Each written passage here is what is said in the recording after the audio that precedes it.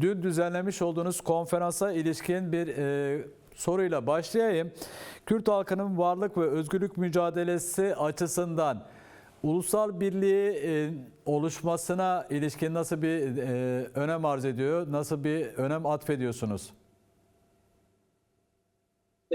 Tabii biz dün Kuzey Kürtleri Ulusal Birliği Tartışıyor konferansını düzenledik.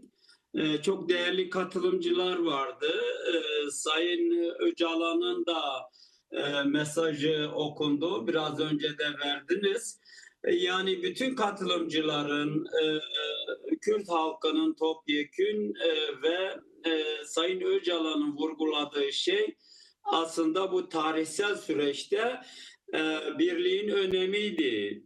Yani Sayın Öcalan'ın özellikle mesajında şu temel başlıklar vardı, siz de verdiniz. Yani hem devlette hem toplumda çağa göre demokratik değişim, şiddetten arınmış müzakereci demokrasi ve kendi içerisinde ekonomik, siyasi, kültürel olarak örgütlemeyi esas alan ve örgütü tabana yayan bir anlayışın geliştirilmesi, hem içeride hem dışarıda demokratik yeniden inşanın yapılması, özellikle örgütlerimizin uzun zaman baskılar sonucunda yıpranmış olması hesabıyla dikkate alındığında yeniden bir inşanın gerektiği ve hem içeride hem dışarıda demokratik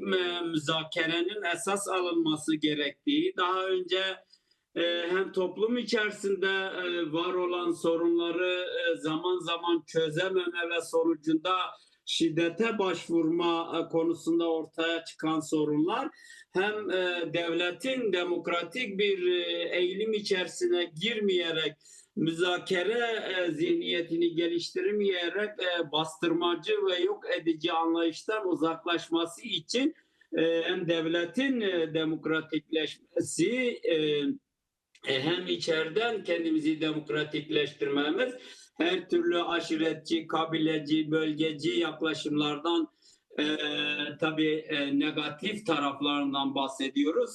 Uzak durulması hususunda vurgu yapılmıştı. Şimdi bizim açımızdan da tabii tarih her zaman öğreticidir.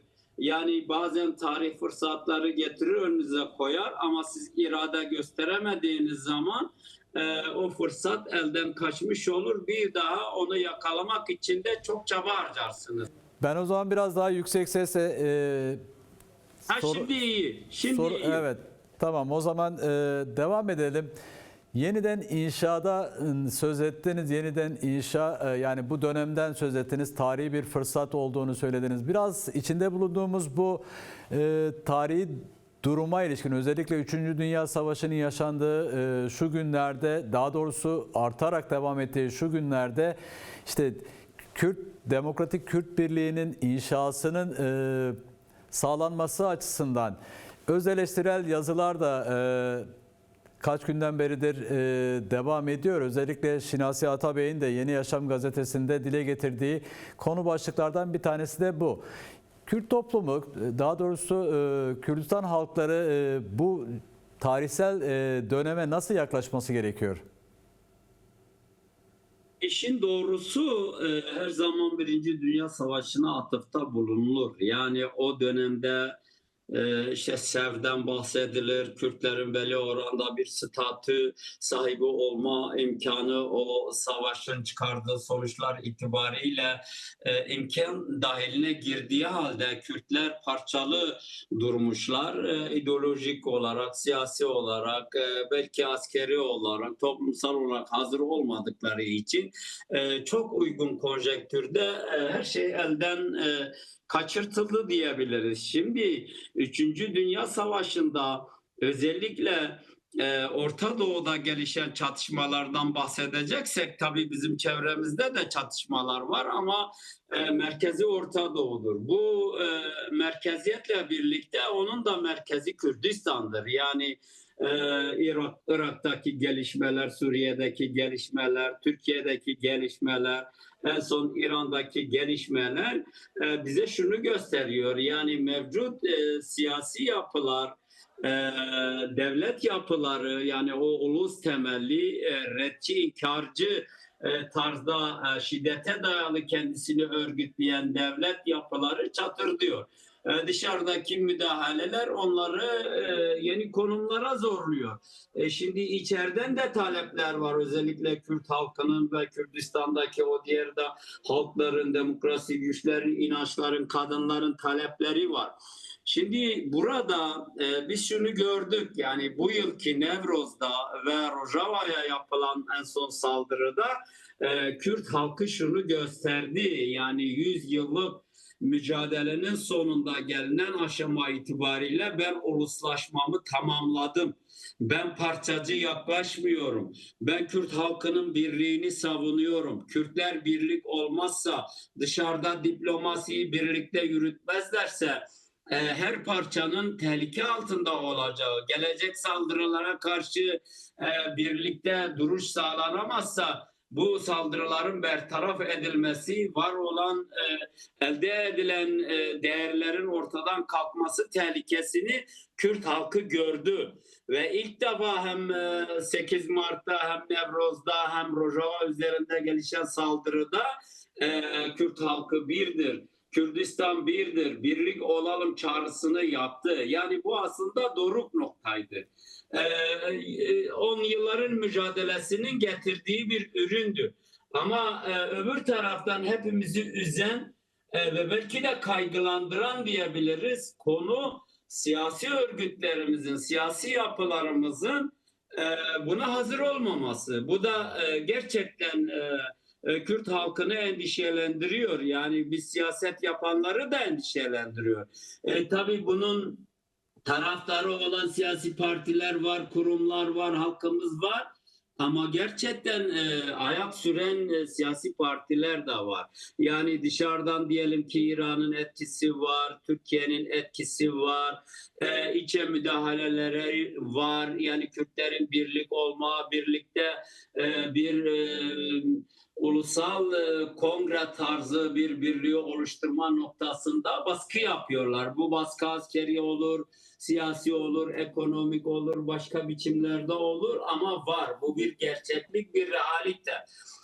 Özellikle mesela Doğu Kürdistan Birliği'ni bu süreçte sağlaması bize büyük moral verdi.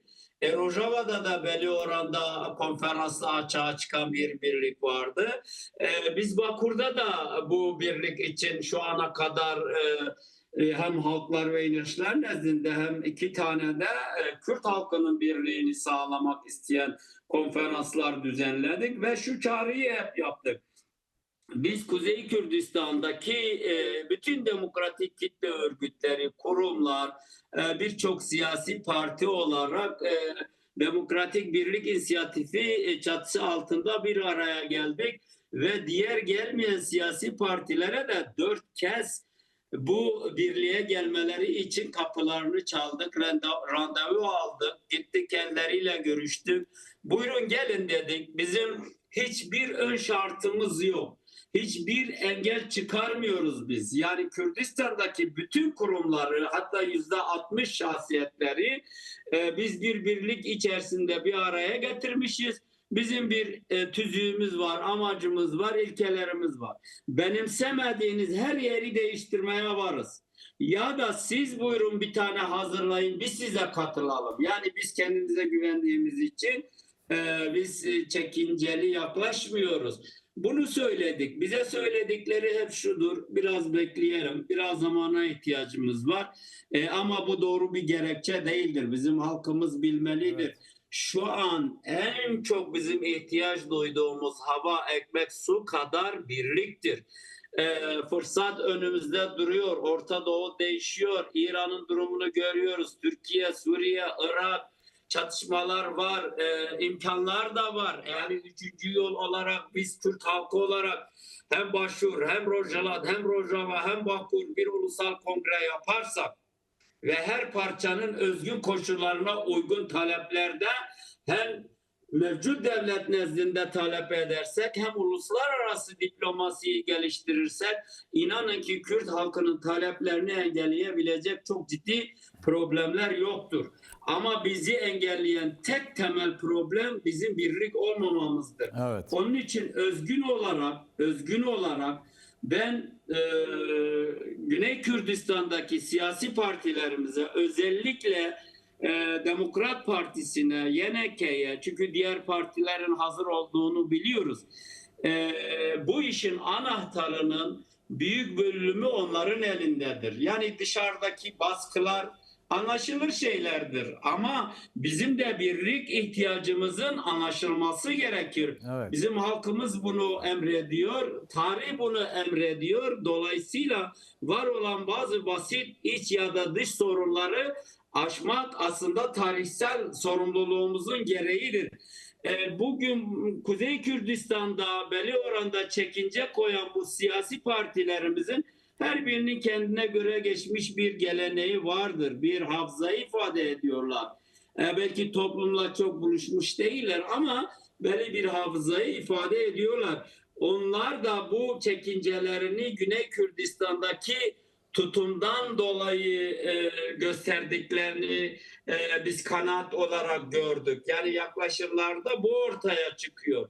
Eğer Güney Kürdistan'daki iki temel partimiz gerçekten ellerini taşın altına koyarlarsa bizim birliğimizi engelleyecek hiçbir iç ya da dış güç yoktur. Onun için birlikten başka bir kurtuluş yolumuz yok.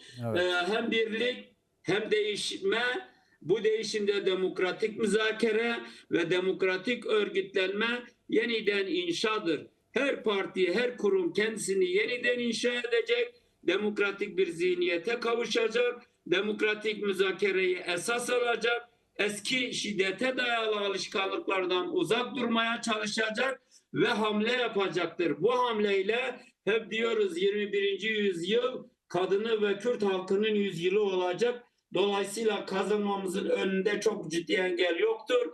Engel olan bizim birlik olamamamızdır.